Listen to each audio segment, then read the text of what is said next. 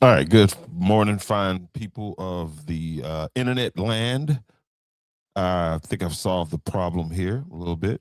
I think I did, but anyway, we're gonna push through as if I did. Again, good morning and welcome to the podcast. Right now, we're going to talk about something that should be talked about more in our community, but it's not talked about enough. And so we're going to start off with it like this. Let me talk to you today again about something that does not get us discussed honestly enough in our communities. The number of men, particularly black men, who end up in jail over child support. Now, let me be clear from the beginning, children deserve to be supported. It is the responsibility of the parents who made them to take care of them. Okay. That part we're not going to ever debate. Okay. Well, there is some debate in that part too. But all in all, I think it's universally agreed that children don't take care of themselves. Okay. But we have to be able to talk about whether the system that enforces child support is always fair, and we know that it's not, and whether putting someone in jail actually helps the child. Because in South Carolina, in some jail surveys that were recently done, roughly 1 out of every 8 inmates is being held because of unpaid child support. And I know some of you are like, well, yeah, they deserve to be held because of unpaid child support. And this is where I will disagree with you, because on you for child support is not a crime.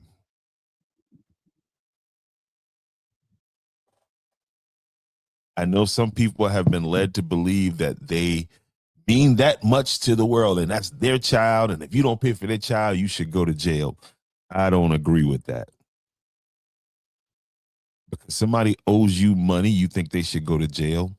What if that same logic was applied to the bills that you owe right now, the people who you owe? What if the companies who you owe, who you're dodging, who you refuse to pay, what if they could go and file something and put you in jail because you owe them money? Because this is essentially what it is. And I know you're going to say, oh, this is a child, this is that person's child. The fact that that person owes you money doesn't change the fact that that's that person's child. Okay. It's not a criminal charge. It's something that's called civil contempt of court. Okay. And we'll get back to that. But first, let's discuss how this system works. How does a person end up in jail for child support? Right. And what usually happens in this process is a parent falls behind on child support payments.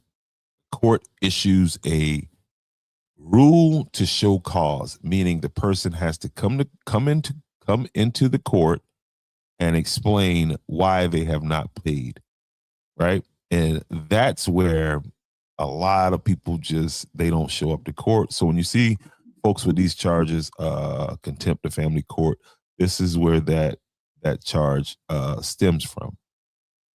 Okay. And so what happens is the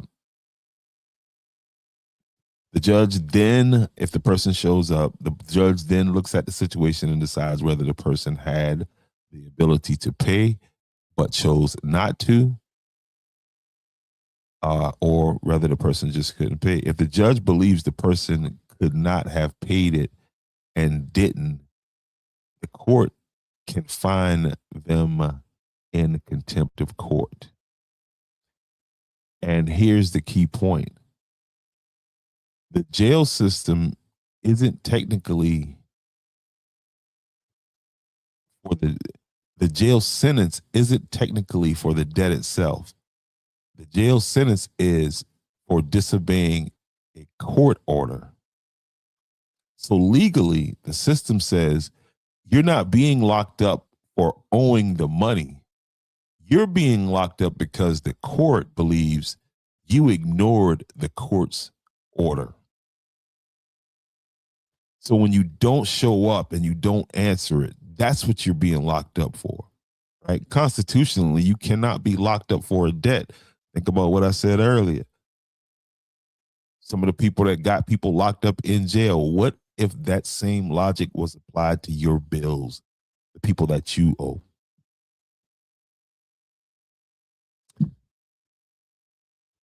What if instead of sending somebody to knock on your door and collect that furniture that you got from Rent a Center that you couldn't pay for, what if they came and collected you because you couldn't pay a debt?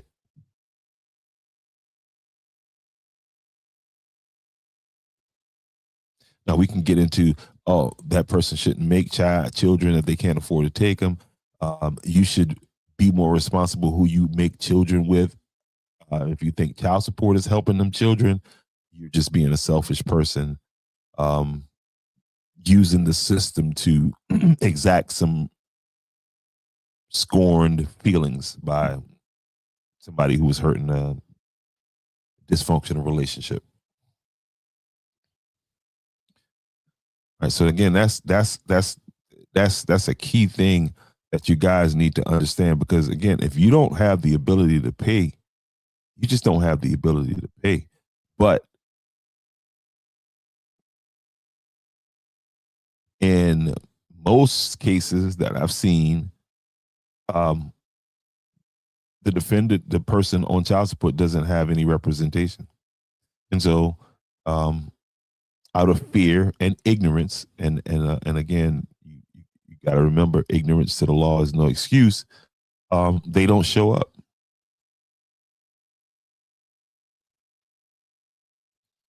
Okay, so technically, the jail sentence is not for the debt itself. The jail sentence is for disobeying the court order. Which brings me back to the question.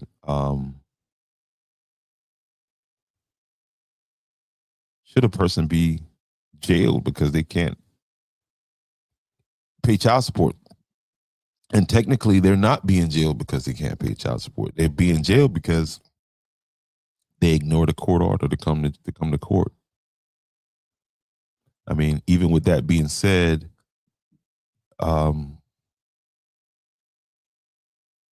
13.2% of the inmates in South Carolina were incarcerated for unpaid child support. Again, that's where that 1 in 8 number comes in. Overall, over the state, you're looking at over 130,000 active child support cases statewide. Again, this and there's all different reasons why people end up in or at the child support place. But for the people, or the women or men who, and I'm talking about cases where these kids are 30, 40 years old. And it's just, are you still that mad about whatever happened? Like, the person didn't have the ability to take care. The person didn't take care of themselves, let alone you and a child. And they don't have the ability to do it now. So you saying that keeping them locked up, just keep this over their head. Keep this debt over their head. Keep this debt that ruins their credit, don't have ability to get a license.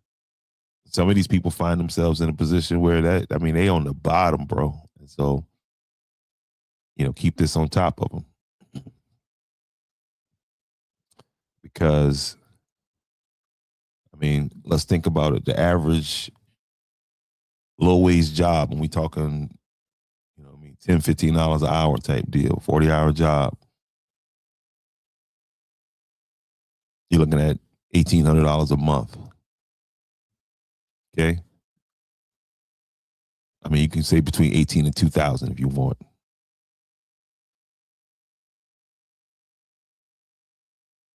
Child support order for $600, $600 to $900. Okay. Plus that person has to house themselves, plus utilities.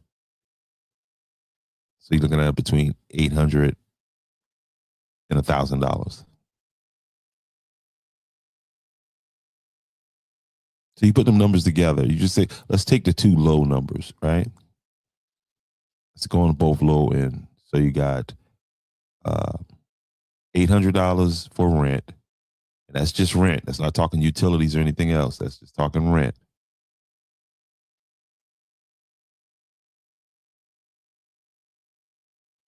Maybe that camera's on 4K and that's what's causing it. I don't know. I'm gonna have to see.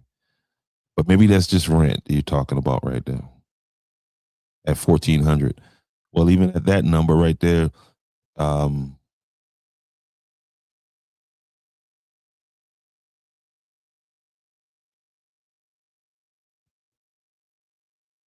no, so you got a $600 child support order. I apologize. 600. Just let's say bottom end $600 a month.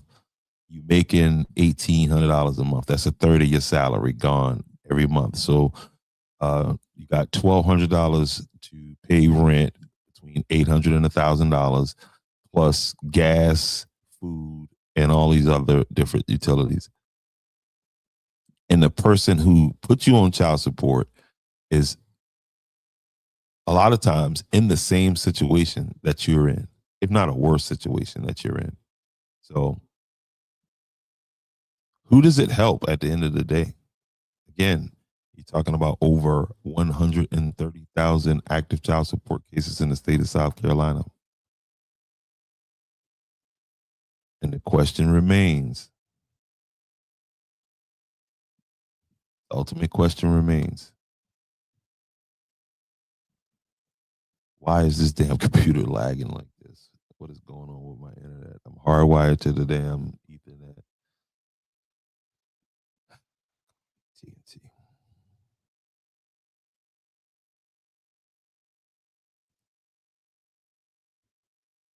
Now we're completely frozen.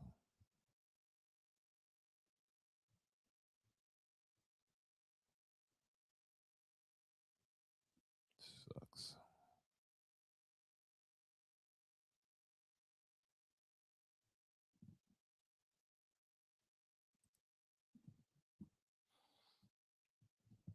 But again, the ultimate question remains,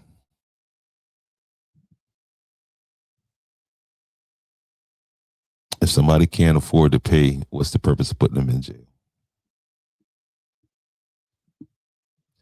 I don't know. Get in the comment section and tell me what you think. We'll talk about this again because, again, it needs to be talked about. 1 in 8. 1 in 8.